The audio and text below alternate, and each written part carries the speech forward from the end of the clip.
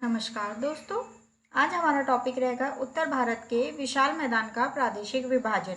इसके पिछले वीडियो में हमने उत्तर भारत के विशाल मैदान का उच्चावच और भौतिक लक्षणों के आधार पर विभाजन को देखा था। आज का टॉपिक समझने के लिए आपको पिछला वीडियो देखना पड़ेगा, जिसकी लिंक मैंने डिस्क्रिप्शन बॉक्स में दे दी है। तो चलिए हम हमारा आज का टॉपिक स्टार्ट करते हैं। तो सबसे पहले हम इसको नक्शे के आधार पर देखें तो ये वाला जो भाग है ये उत्तर पर्वतीय प्रदेश कहलाता है। उसके बाद ये जो बीच वाला भाग है ये मैदानी भाग, उसके नीचे कौन सा भाग कहलाएगा, ये प्रायद्वीपीय पठार। ठीक है, तो जो ये मैदान है ये उत्तर पर्वतीय प्रदेश और प्रायद्वीपीय पठार के बीच में स्थित है। ठीक है, अब इसको कितने भागों में विभाजित किया गया है तो ये आप देख सकते हैं। ये पहले नंबर पर ये वाला जो क्षेत्र है ये राजस्थान का मैदान कहलाता है। उसके बाद ये वाला जो क्षेत्र है ये पंजाब का मैदान कहलाता है। ठीक है, उसके बाद ये जो 3, 4 और 5 ये वाला ये और ये जो आप देख रहे हैं ये तीनों क्षेत्र क्या कहलाते हैं, ये गंगा का मैदान कहलाते हैं। ये गंगा के मैदान का उपविभाजन है। ठीक है, तो ये क्या है, तीसरे नंबर वाला क्या है, ऊपरी गंगा का मैदान। चौथा वाला है मध्य गंगा का मैदान और पांचवा वाला है निम्न गंगा का मैदान। उसके बाद ये छठवें नंबर पर आप देख सकते हैं इधर पे क्या पड़ेगा, ये ब्रह्मपुत्र का मैदान, या इसको असम की घाटी के नाम से भी जाना जाता है। तो चलिए सबसे पहले हम देखते हैं राजस्थान के मैदान के बारे में।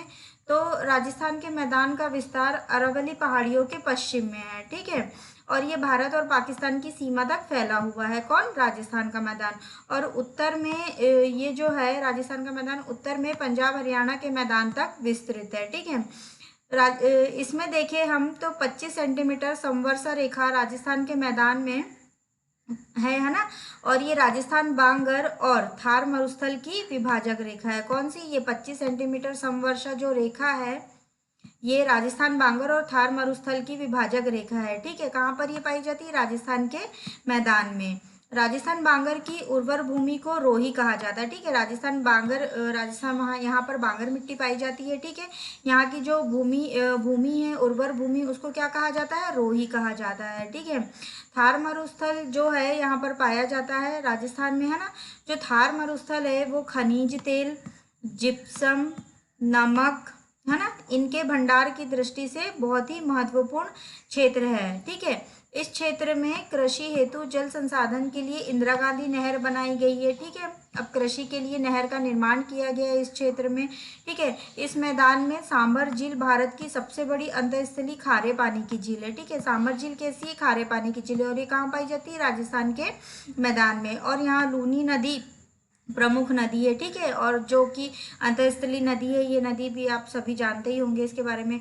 यहाँ की अन्य झीलें कौन कौन सी है, डिंडवाना, लुनकरनसार और कूचामन और डोगना, ये यहाँ की क्या है, प्रमुख झीलें हैं यहाँ की, राजस्थान के मैदान की। अब आगे देखिए पंजाब के मैदान के बारे में। तो पंजाब का मैदान जो है वो सिंधु और इसकी सहायक नदी कौन कौन सी, इसकी झेलम, चेनाब, है ना, रावी, व्यास, सतलज, इनके द्वारा निर्मित मैदान। ठीक है, तो क्या कहलाता है, ये पंजाब का मैदान कहलाता है। किसके द्वारा निर्मित है, सिंधु और उसकी सहायक नदियों के द्वारा। ठीक है, इसका विस्तार भारत और पाकिस्तान दोनों में है, लेकिन सर्वाधिक विस्तार इसका कहाँ पर है, पाकिस्तान में। इस मैदान को सतलज और यमुना विभाजक भी कहते हैं, मतलब सतलज नदी ऊपर यमुना नदी नीचे से, तो उसके बीच में क्या पड़ता है, पंजाब का मैदान, इसलिए इसको सतलज और यमुना की विभाजक रेखा भी कहा जाता है। ठीक है, ये मैदान मुख्यतः बांगर से ही निर्मित है ना, लेकिन नदियों के किनारे बाढ़ग्रस्त खादर क्षेत्र भी पाए जाते हैं। मुख्य रूप से यहाँ पे बांगर मिट्टी पाई जाती है, लेकिन क्या है कि नदियों के किनारे जब बाढ़ अपने साथ मलबा लेकर के आती है तो वो क्षेत्र में जमा कर देती है, तो वो क्षेत्र क्या कहलाता है, खादर कहलाता है। ठीक है, इन क्षेत्रों को क्या कहा जाता है, बेट कहा जाता है। ठीक है, ये थोड़ा बहुत आप लोग याद रखिएगा। उसके बाद रावी और व्यास नदियों के बीच के भूभाग के ऊपर दोआब और व्यास, और बारी दोआब और व्यास और सतलज के बीच के भूभाग पर बिस्त दोआब। ठीक है, रावी और व्यास नदी के बीच में कौन सा दोआब पड़ता है, बारी दोआब पड़ता है, और व्यास और सतलज के बीच में कौन सा दोआब पड़ता है, बिस्त दोआब पड़ता है। ठीक है, अभी हम दोआब के बारे में देखेंगे कि दोआब होता क्या है और उन क्षेत्रों में किस तरीके से दोआब पाए जाते हैं। ठीक है, अब ये देखते हैं कि जो पंजाब के पर्वतपति मैदान में नदियों के द्वारा ये अपर्दन से जो मिट्टी निर्मित भूमि जो है उसको हम चौस कहते हैं। ठीक है, चौस या चोस कहा जाता है। जो इस प्रकार का चोस मिलता है वो ज़्यादातर हमको पंजाब के होशियारपुर जिले में मिलता है। ठीक है, अब अभी हमने दोआब के बारे में देखा था, तो दोआब के बारे में हम पढ़ लेते हैं। दोआब होता क्या है, ठीक है। तो जो दोआब है वो दो नदियों के बीच, है ना, दो नदियों के बीच स्थित जो भूमि होती है, ठीक है, जो भूमि होती है उसको क्या कहते हैं, दोआब कहते हैं। भारत में सबसे अच्छा दोआब का उदाहरण हमको कहाँ देखने के लिए मिलता है, तो सिंधु नदी तंत्र में देखने के लिए मिलता है। कैसे, ये देखते हैं हम। तो जो विस्त दोआब है वो व्यास और सतलज नदी के बीच में पाया जाता है, ठीक है। अभी हमने देखा ये सिंधु की सहायक नदियां है ना, इनके व्यास और सतलज के बीच का कौन सा दोआब कहलाता है, विस्त दोआब। और व्यास और रावी के बीच का दोआब कौन सा कहलाता है, बारी दोआब। रचना दोआब किन नदियों के बीच में है, रावी और चेनाब नदी के बीच में। और जज दोआब किन के बीच में है, चेनाब और झेलम नदी के बीच में, ठीक है। और सिंधु सागर दोआब कहाँ पर स्थित है, झेलम, चेनाब और सिंधु नदी के बीच में, ठीक है। इन दोआब से कभी कभी क्वेश्चन आ जाता है, तो आप लोग इनको थोड़ा अच्छे से देख लेंगे। अब हम आते हैं गंगा के मैदान की तरफ। तो जब भी ऊपर ही मैंने मैप में बताया कि गंगा के मैदान को 3 भागों में बांटा गया है, ठीक है। ऊपरी गंगा का मैदान, मध्य गंगा का मैदान और निम्न गंगा का मैदान, ठीक है। अब ऊपरी गंगा के मैदान के बारे में देखिए। पहले तो गंगा के मैदान का निर्माण कैसे हुआ ये देख लेते हैं। तो गंगा के मैदान की रचना अग्रगर्त में हुई थी, ठीक है। जब प्रायद्वीपीय भूखंड ने हिमालय के दक्षिणी प्रसार को रोका था, तो हिमालय के उच्च वलनों के समक्ष एक अग्रगर्त निर्मित हो गया था। मतलब जब हिमालय अपना विस्तार कर रहा था, तो इधर से क्या था कि प्रायद्वीपीय जो भूखंड था उसने हिमालय के प्रसार को रोका, जिससे क्या हुआ कि जो हिमालय के उच्च वलन है, मतलब हिमालय में जो ऊंचे ऊंचे वलन पड़ने लगे थे, उनके सामने एक गड्ढा निर्मित हो गया था, ठीक है। अब ये गड्ढा कैसे भरा, तो ये हिमालय से जो धीरे धीरे नदियां निकली थी, उनने अपने साथ अवसादों को लेकर आया था, ठीक है। हिमालय की जो नदियां थी उन्हें अपने साथ अवसादों को लेकर आया, जिससे कि ये गड्ढा भरने लगा, ठीक है। तो इससे क्या हुआ कि गंगा के विशाल मैदान का निर्माण हो गया, ठीक है। तो इस तरीके से गंगा के मैदान का निर्माण हुआ, ठीक है। इस मैदान पर क्या है कि नदियों का जाल फैला हुआ है, और गंगा यहाँ की सबसे मुख्य नदी है। गंगा के मैदान की नाम से ही स्पष्ट हो रहा है कि गंगा का मैदान, तो गंगा तो मुख्य नदी होगी ही, ठीक है। भू आकृतिक दृष्टि से ये जो क्षेत्र है यहाँ पर बांगर और खादर, ठीक है, दोनों तरीके से यहाँ पर पाई जाती है मिट्टियाँ, ठीक है।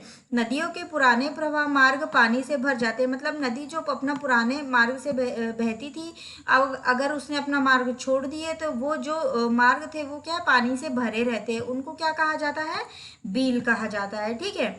अब देखते हैं ऊपरी गंगा के मैदान के बारे में। तो ऊपरी गंगा के मैदान का विस्तार जो है वो पश्चिमी उत्तर प्रदेश वाले क्षेत्र में है, ठीक है। इसकी उत्तरी सीमा शिवालिक पहाड़ियां बनाती है और दक्षिणी सीमा प्रायद्वीपीय पठार बनाता है। और प्राकृतिक सीमा पश्चिम में कौन बनाता है, तो यमुना नदी इसकी प्राकृतिक सीमा बनाती है पश्चिम की ओर से, ठीक है। यहाँ की मुख्य नदी कौन कौन सी है, यमुना, गंगा, रामगंगा, शारदा, गोमती, घाघरा, ठीक है, ये यहाँ की मुख्य नदियाँ हैं। अब मध्य गंगा का मैदान देखिए। तो मध्य गंगा के मैदान का विस्तार कहाँ है, उत्तरी बिहार और पूर्वी उत्तर प्रदेश के तरफ है, ठीक है। और ये जो मैदान है ये बाढ़ से सर्वाधिक प्रभावित क्षेत्र है। कौन सा, मध्य गंगा का मैदान। इस मैदान में क्या है कि गोखुर झीलें पाई जाती है, ठीक है। मध्य गंगा के मैदान में गोखुर झीलें पाई जाती है, क्योंकि इस भाग में जो नदियां हैं विसर्प के रूप में बहती है। नदियां ऐसे विसर्प के रूप में, मतलब लहराती बल खाती हुई आड़ी टेढ़ी बहती है। जब वो अपना मार्ग छोड़ देती है तो वहाँ पर कुछ पानी मतलब कुछ झील सा, कुछ पोखर से बन जाते हैं, तो उनको क्या कहा जाता है, गोखुर झील कहा जाता है, ठीक है। यहाँ खादर भूमि की अधिकता है। कहाँ पर, मध्य गंगा के मैदान में क्या है, खादर भूमि की अधिकता है, जिसके कारण ये मैदान क्या है, अत्यंत उपजाऊ है। क्यों, क्योंकि यहाँ बाढ़ अधिक आती है, और बाढ़ अपने साथ हमने पढ़ा ही है कि मलबा लेकर आती है, और वो हर साल बाढ़ आती है, अपना नया जो मलबा है वो बिछा देती है, तो वो मिट्टी बहुत उपजाऊ होती है, ठीक है। इसलिए यहाँ पर खादर भूमि की अधिकता है। निम्न गंगा के मैदान के बारे में देखें तो इस मैदान में उत्तरी पहाड़ी क्षेत्रों, ठीक है, और पश्चिम में पुरुलिया जिले को छोड़कर, ठीक है, निम्न गंगा का मैदान जो है इसके उत्तरी पहाड़ी क्षेत्रों और पश्चिमी पुरुलिया जिले को छोड़कर किसके, पश्चिम बंगाल के, ठीक है। संपूर्ण पश्चिम बंगाल शामिल है किसमें, निम्न गंगा के मैदान में, ठीक है। इस प्रकार ये हिमालय की तलहटी से गंगा के डेल्टा तक फैला हुआ है। कहाँ से फैला है, हिमालय के निचले भाग से गंगा के डेल्टा तक ये मैदान फैला हुआ है, ठीक है। और समुद्र तल से इसकी ऊंचाई कितनी है, केवल 50 मीटर है, जिसके कारण क्या होता है कि समुद्र में जो लहरें उठती है, ज्वार उठता है, उसके अधिकांश भाग को जल से ढक लेता है। मतलब कि जो ज्वार उठता है तो वो पानी अपने साथ ऊपर लेके उठता है, जिससे कि उसका जो किनारे वाला भाग है वहाँ पर जल की मात्रा अधिक हो जाती है। इस कारण क्या होता है कि ये क्षेत्र हमेशा दलदल युक्त बना रहता है। कौन सा, निम्न गंगा का मैदान। अब हमने देख लिया गंगा का मैदान, उसके तीनों उपविभाजन भी देख लिए। अब हमारे पास है ब्रह्मपुत्र का मैदान। ठीक है, तो ब्रह्मपुत्र के मैदान को असम घाटी का मैदान के नाम से भी जाना जाता है। ठीक है, और ये कैसे निर्मित हुआ है, नाम से स्पष्ट हो रहा है कि ब्रह्मपुत्र और उसकी सहायक नदियों के द्वारा ये मैदान निर्मित हुआ है। ठीक है, इस मैदान का सामान्य ढाल दक्षिण पश्चिम की ओर है, मतलब कि इधर बंगाल की खाड़ी की तरफ अधिक है। ठीक है, और इसमें ढाल प्रवणता कम है, मतलब तीव्रता, ढाल में जो तीव्रता होनी चाहिए वो कम है, जिसके कारण क्या हुआ है कि यहाँ पर कई नदी द्वीप बन गए। आप जानते हैं ये सबसे बड़ा नदी द्वीप माजुली द्वीप है, यहाँ पर असम में पाया जाता है। ठीक है, ये जो मैदान है अधिक उपजाऊ है, ब्रह्मपुत्र का मैदान भी अधिक उपजाऊ है, और यहाँ मुख्य रूप से चावल और पटसन की खेती होती है। ठीक है, जो ब्रह्मपुत्र का मैदान है यहाँ मुख्य रूप से किसकी खेती होती है, चावल और पटसन की खेती होती है। इस मैदान के कुछ भागों में सहायक नदी द्वारा निर्मित शंकुओं के निर्माण से प्रवाह मार्ग अवरुद्ध हो जाने के कारण गोखुर झील, यहाँ पर भी गोखुर झील, बील, ठीक है, दलदल और तराई क्षेत्र बन गए हैं। यहाँ पर भी ये सब क्षेत्र बन गए हैं। ठीक है, क्यों, क्योंकि यहाँ पर भी नदियाँ हैं और नदियाँ अपना मार्ग बदल देती है, जिससे कि या तो बील बन जाते हैं, या विसर्प की तरह अगर बह रही है तो गोपुर झील बन जाती है। तो ठीक है, ये चीज़ें हमें कहाँ देखने को मिलती है, ज़्यादातर गंगा के मैदान में और ब्रह्मपुत्र के मैदान में। ठीक है, तो आज के लिए हमारा इतना ही था। आगे का हम देखेंगे अगले वीडियो में। आप लोग इनको अच्छे से पढ़िए, समझिए, और दोनों वीडियो को जब तक आप देखेंगे नहीं आपको समझ में आएगा नहीं, इसलिए इसको समझने के लिए आपको पिछले वीडियो को देखना आवश्यक है। तो उसकी जो लिंक है वो डिस्क्रिप्शन बॉक्स में, उसको आप देख लीजिएगा। ठीक है, तो चलिए आज के लिए इतना ही।